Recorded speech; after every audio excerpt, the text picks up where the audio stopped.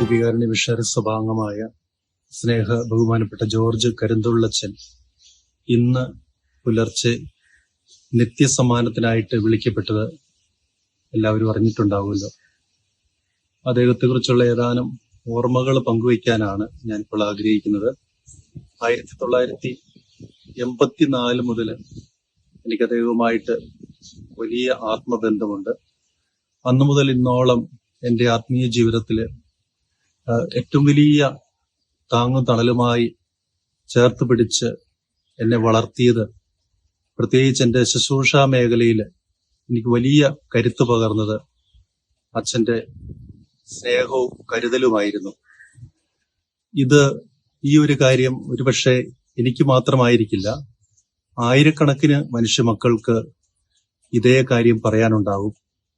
കാരണം എൻ്റെ അറിവില് അച്ഛനായിരുന്ന സ്ഥലങ്ങളിലെല്ലാം രാവിലെ മുതൽ വൈകുന്നേരം വരെ അച്ഛൻ്റെ അടുത്ത് തങ്ങളുടെ സങ്കടങ്ങളും വേദനകളും ദുഃഖങ്ങളും ദുരിതങ്ങളും എല്ലാം ഇറക്കി വെക്കാൻ വേണ്ടി കാത്തു നിൽക്കുന്ന നൂറുകണക്കിന് മനുഷ്യരെ കണ്ടിട്ടുണ്ട്.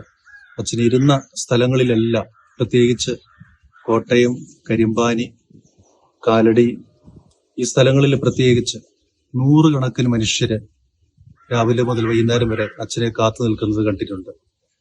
എന്നെ സംബന്ധിച്ച് അച്ഛന്റെ ജീവിതം കൊണ്ട് ചെയ്തത് പൗലോസ്ലീഹ പറഞ്ഞതുപോലെ, എനിക്ക് ജീവിതം ക്രിസ്തുവും മരണം നേട്ടവുമാണ് എന്ന് പറഞ്ഞത് അക്ഷരാർത്ഥത്തിൽ തന്റെ ജീവിതം കൊണ്ട് നിറവേറ്റിയ വ്യക്തിയാണ്. ക്രിസ്തു ജീവിച്ചിരുന്ന കാലത്ത് അവിടുന്ന് മനുഷ്യനായി അവതരിച്ച് ഇസ്രായേലിലും ഗലീലിലും പാലസ്തീനായാലും പരിസര പ്രദേശങ്ങളിലും യാത്ര ചെയ്ത് അവിടുന്ന് കടന്ന എല്ലാ ഇടങ്ങളിലും നൂറുകണക്കിന് നിസ്സഹായരായ മനുഷ്യര്, നിരാലംബരായ മനുഷ്യര് അവരുടെ സങ്കടങ്ങളും വേദനകളും രോഗങ്ങളും പീഡകളും അസ്വസ്ഥതകളും എല്ലാം ഇറക്കി വെക്കാൻ യേശുവിന്റെ അടുക്കൽ ഒരുമിച്ച് ചേർന്നിരുന്നു. അതേപോലുള്ള ഒരു സാന്നിധ്യമായിരുന്നു ആയിരക്കണക്കിന് മനുഷ്യരുടെ ഇടയിൽ അച്ഛന്റെ സാന്നിധ്യം. പ്രത്യേകിച്ച് ഈ ലോക ജീവിതത്തില് ചില പ്രത്യേക സാഹചര്യങ്ങളും സന്ദർഭങ്ങളിൽ ഒറ്റപ്പെട്ടു പോകുന്ന, നിസ്സഹായരായി പോകുന്ന ഒരുപാട് മനുഷ്യര് അവരുടെ സങ്കടങ്ങളും വേദനകളും എല്ലാം ഇറക്കി വച്ചിരുന്നത് അച്ഛൻ്റെ അരികിലാണ്. അത് ഏറ്റെടുത്ത് ദൈവത്തിന് സമർപ്പിച്ച് എല്ലാവരെയും ആശ്വസിപ്പിച്ചു വിടുന്ന അച്ഛനെയാണ് ഈ കാലഘട്ടം അത്രയും എനിക്ക് കാണാൻ കഴിഞ്ഞിട്ടുള്ളത്. ഞാനും കടന്നു പോകുന്ന എൻ്റെ ജീവിത ശുശ്രൂഷ വഴികളിൽ ഒരുപാട് പ്രതിസന്ധികൾ അഭിമുഖീകരിച്ച സാഹചര്യങ്ങളുണ്ട്. അന്നെല്ലാം അത് തുറന്നു പറയാനും അവസരം കിട്ടുകയും അതോടൊപ്പം തന്നെ എത്ര സമയമെടുത്തും നമ്മളെ കേൾക്കാനുള്ള മനസ്സാന്നിധ്യം കാണിക്കുകയും ചെയ്ത അച്ഛന്റെ സാന്നിധ്യമാണ് ഇന്നോളം എൻ്റെ പൗരോഹിത്യ ശുശ്രൂഷ വഴിയിൽ എന്നെ പിടിച്ചു നിർത്തിയത് എന്ന് തന്നെ പറയാം.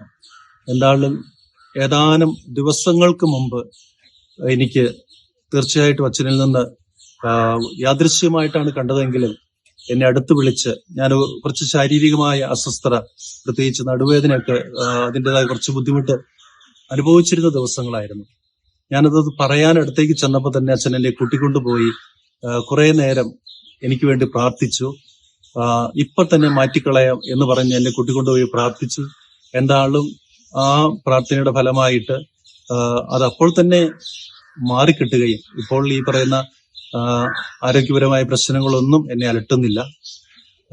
ഇത് എൻ്റെ അനുഭവമാണ് എങ്കിൽ ഒരുപാട് മനുഷ്യര് എവിടെ കടന്നു ചെന്നാലും അവരെല്ലാം അച്ഛന്റെ അടുക്കല് പകലന്തിയോളം എത്ര സമയമെടുത്താണെങ്കിലും കാത്തു നിൽക്കുന്ന കാഴ്ച കണ്ടിട്ടുണ്ട്.